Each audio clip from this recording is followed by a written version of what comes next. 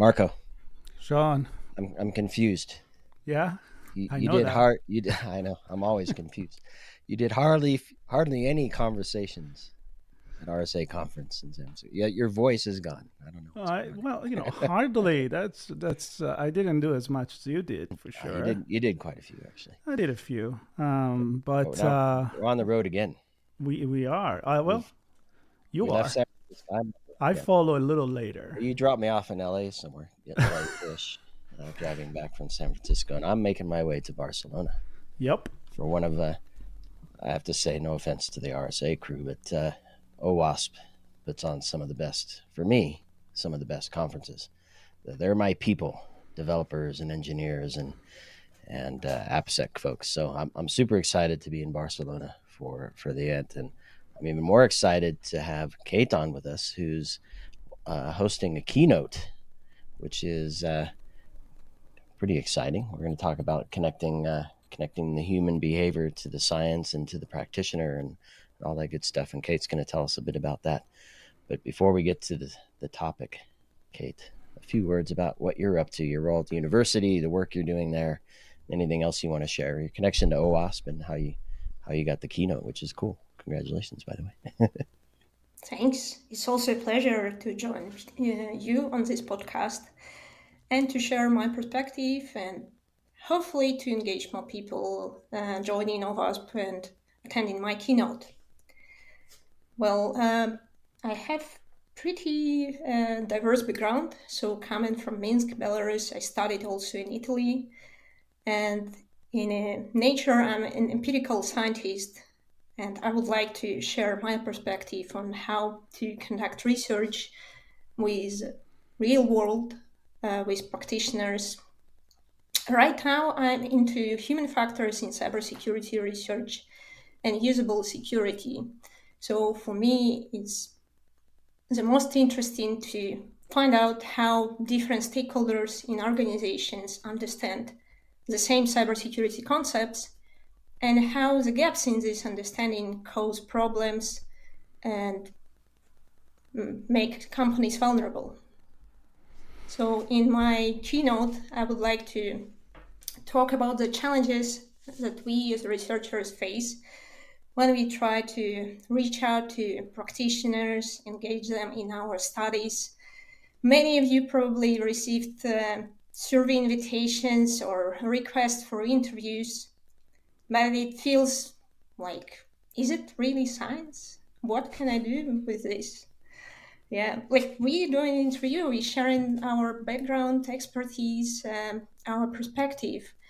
And for us as researchers, it's also a valid tool how to collect data and learn about what's going on right now in the industry, what are the current challenges, what are the problems that you're facing, and how different people are solving these problems.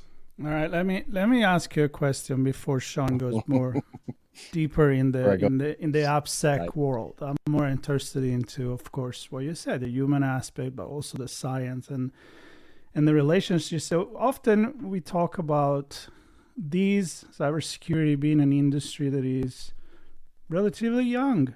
And I don't know if sometimes it's an excuse, but it's thrown out there quite a bit. And, there are a high expectation and challenges and all of that. But I feel like, everybody or everything has been young at a certain point when it begins. So I feel like this connection between the science and the empirical world and the practitioner, but also the industry in general, the commercial activity, I didn't expect that there was a divide there. So tell me a little bit more about this divide that you feel as a researcher and is the missing connection link with the real world. Well, maybe it's easier for more senior researchers with well-established networks to recruit participants and to get companies on board with this research. But for the scientists as young as myself, it's a real challenge to get access to practitioners and build this trusted relationship. And like a good researcher can be like a priest for a company. So we can tell you about your sins to remind about them. But also we can find, together with you, some roadmap to redemption of these things. So, and hopefully as a result, we will share these findings with a broader community. Obviously, we will anonymize this data. Is it happening already? I mean, is it better now what it would compare with, I don't know, 5, 10 years ago? Well, I think with the growth of the community, it's definitely better, because if you get one reject, you can reach out to a dozen more companies, and maybe one of them will be more proactive and more enthusiastic about this problem. But definitely it takes a lot of resources and effort to connect with practitioners. All right. Can you share some examples of what the survey, the inquiries, the queries, whatever, contains, so we can kind of get a picture of what you're trying to extract, and then maybe after that we can talk about how you analyze that data to come up with with some guidance. Well, it depends on the research problems that we are aiming to solve. But one of the recent examples that we now working on is shadow IT attitudes of employees in companies. And so it started as an interview and survey study within one large company, where we tried to figure out, as a research team, what kind of perception employees and companies have towards using shadow IT. Sometimes they even had a moment of realization that, okay, that's why this interview is anonymous, because I'm not supposed to use this piece of software or cloud service. And then, based on the outcome of these interviews, we designed a survey trying to prompt employees about the attitudes. So, set of shadow IT mindsets. So, how different people perceive the same concept, and what are motivations that they have towards adopting and using the shadow IT in a company, even though there is a kind of clear policy about how to use technologies. Now we try to evolve and improve the survey in order to be able to capture and, let's say, weaponize companies also with an instrument to learn about the set of such mindsets among the employees. And we hope that it will help also to adjust the security solutions and risk communication within company, knowing that there is actually a diverse set of reasons for using shadow IT, and maybe a lack of guidance for these employees about this topic. And can I touch on that communication piece? I know you've Yep. done a lot of work in this area as well, because what I'm picturing, you said weaponize, and I feel maybe fighting humans with humans, or language with language, or mindset with mindset, instead of just trying to find a set of technologies to come in and save the day. Because I was thinking primarily to the policy, right? There's a policy in place. We don't think the way the policy is written. We think about how we function as humans and how we're operating in our environment at work. And there's a disconnect there. And perhaps the communication and the training also doesn't align well with how we think. It's more coming from the company and the business and the operations perspective, less perhaps the human mindset. So any thoughts or comments on that?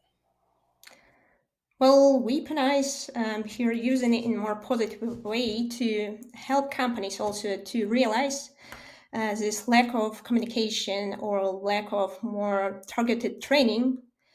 And hopefully, by learning about the now more diverse types of employees and attitudes towards specific technology and cybersecurity solutions, company have a way, actually, so they're no longer facing this brick wall of not understanding what's going on inside their own ecosystem, but also learning and improving based on this knowledge.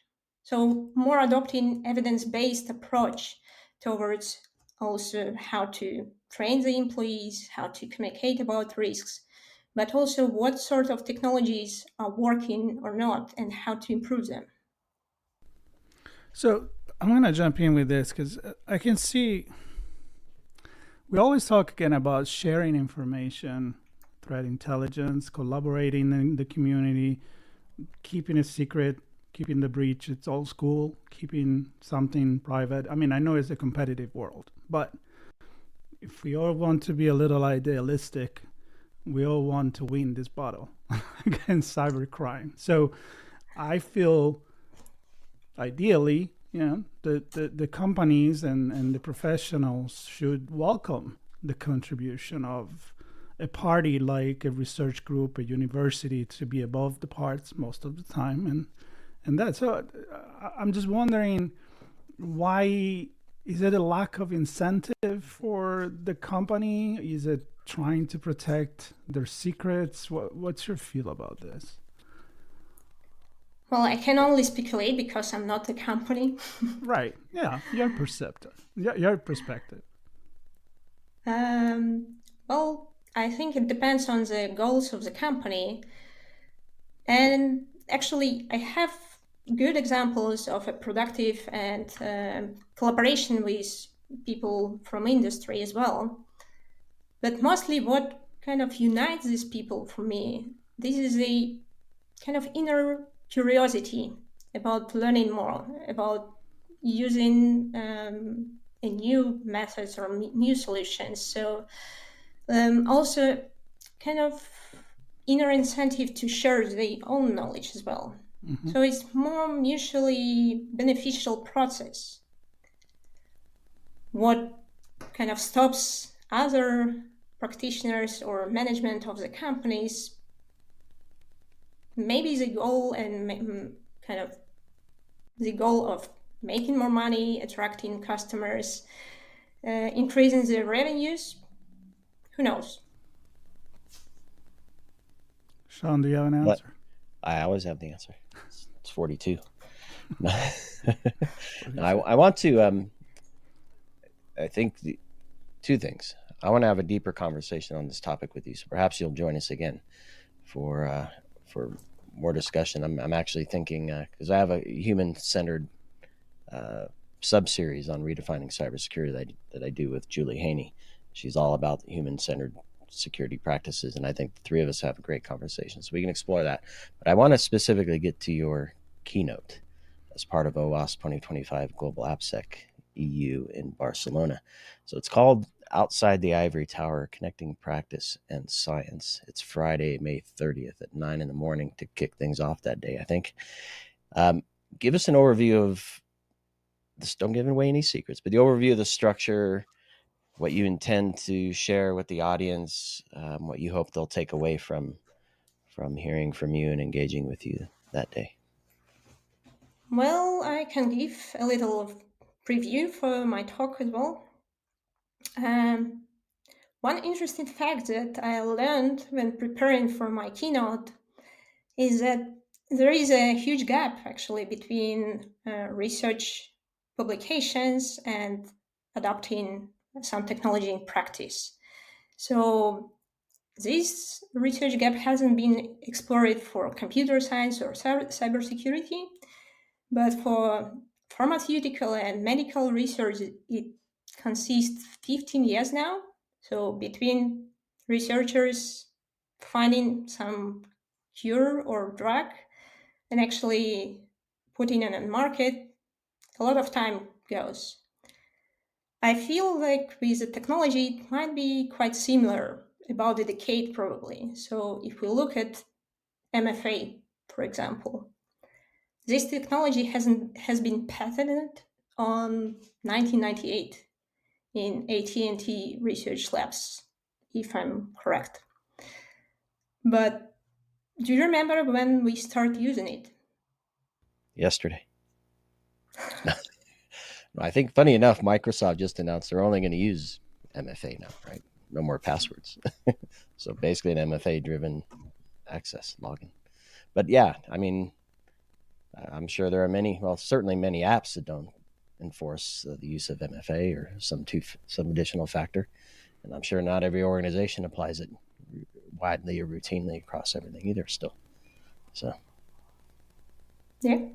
So in my keynote, I'm going to explore how to reduce this time and how to also make practitioners aware about the ways how they can contribute to science and not being afraid of interviews and surveys. So what sort of value they can contribute to this type of research methods, but also what they can learn, maybe to seek for a collaboration with a neighborhood university and start a research project based on what are the current problems they face and seek for this help.